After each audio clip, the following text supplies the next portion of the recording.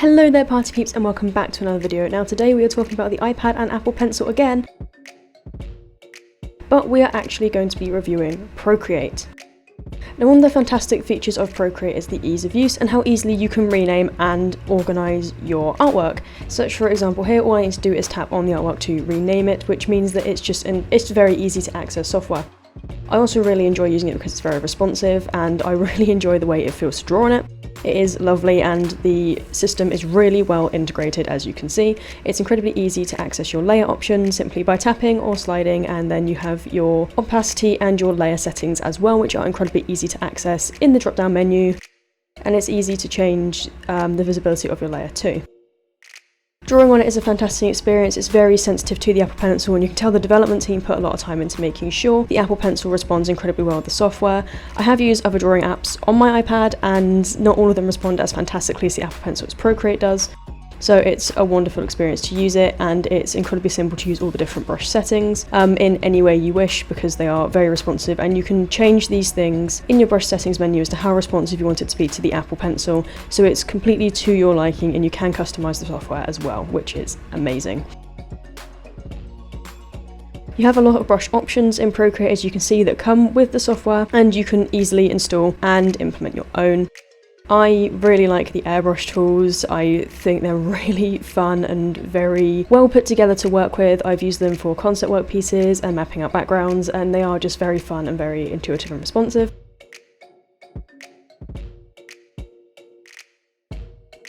Alongside the airbrush tool, I also really enjoy the 6B pencil tool. I think it is fantastic, and I like using the studio pen as well, and I have played with the inking pens to change them to my liking.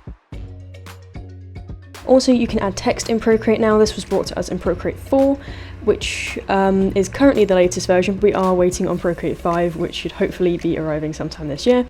And the time-lapse replay that Procreate actually records. You can slide to speed it up, which for some reason it's not doing in this clip, but it starts doing it on my finger. You can slide to speed it up and it will play the time-lapse back to you in the amount of time you want to see it.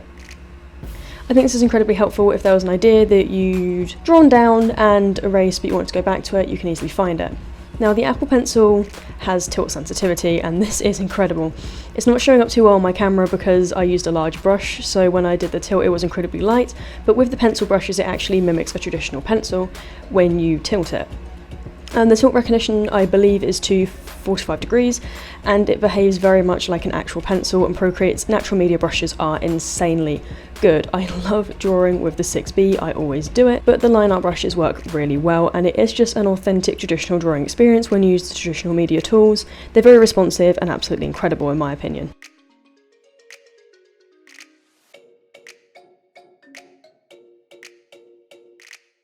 Here you can see just how good the brush sensitivity is.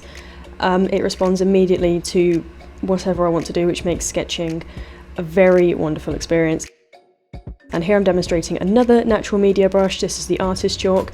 I love it for blocking in large areas of shadow if I'm creating a preliminary sketch. I haven't really used it much outside of some studies, but I enjoy using it when I do, even if it is a rare occasion. And here you can see there's a large amount of brushes, and I had installed some custom sets, but the brushes you get standard are also fantastic.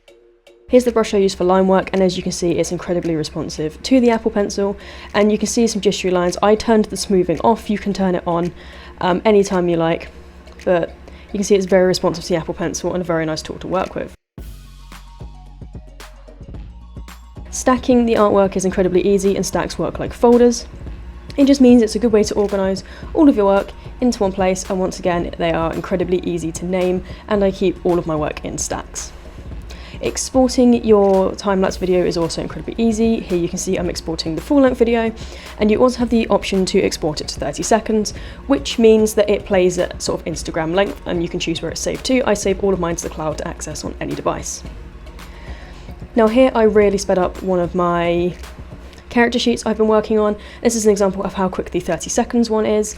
I use this to show my process on Instagram. I think it's a really cool feature to have that short time lapse that you don't have to worry about running over the time with, and it's also incredibly useful to have that time lapse feature because it means you can record all of your working as well as show it for a course or anything if you're working on it.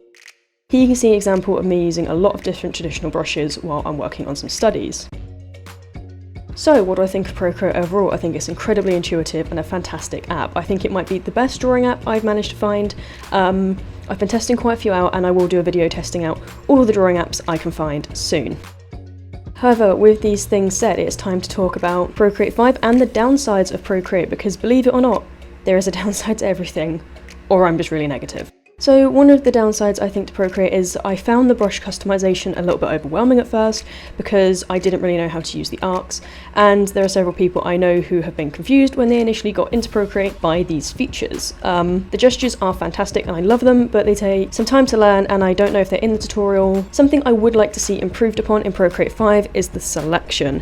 I think the automatic selection needs a lot of work when it comes to the traditional media brushes.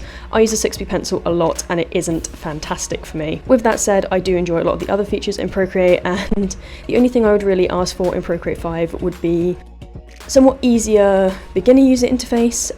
Procreate is kind of Adobe's competitor when it comes to the iOS side of things, so I think they would want to take a more Photoshop-like approach and have optional tutorials for every tool if you would like it.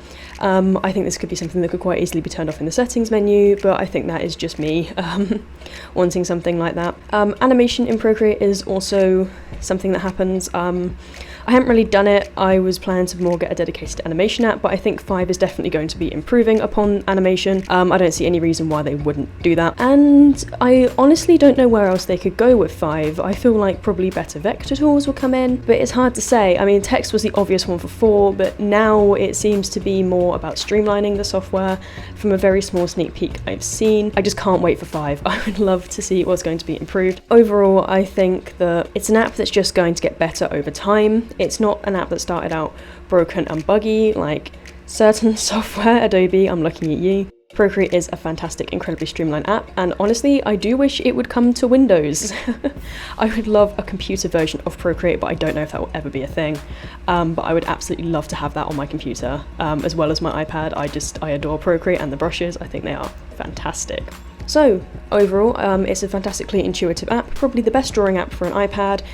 Brilliant natural media, brilliant digital brushes, the brush integration is fantastic, it's easy to make your own, it's easy to adjust them once you know what you're doing, and importing brush sets is incredibly simple, exporting is insanely easy to do, and the way the software is set out is just, it blows my mind. It's incredible. The touch gestures are a lifesaver. When I go back to my computer to draw, I actually use the Procreate gestures, and it makes me realise just how incredibly streamlined the app is.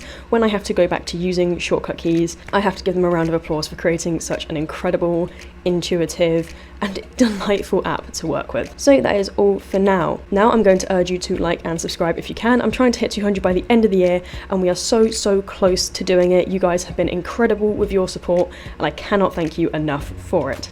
So I'm going to head out, but before I do, I would just like to remind you to please follow my Instagram. Now, I don't normally just shout out a particular social media in videos, but I have something coming soon that I think you peeps will really enjoy, and the first you will see of it will be on my Instagram, so there's a little heads up. And that truly is the end of the video. I've been Art by Nature, and this is Art by Nature, out.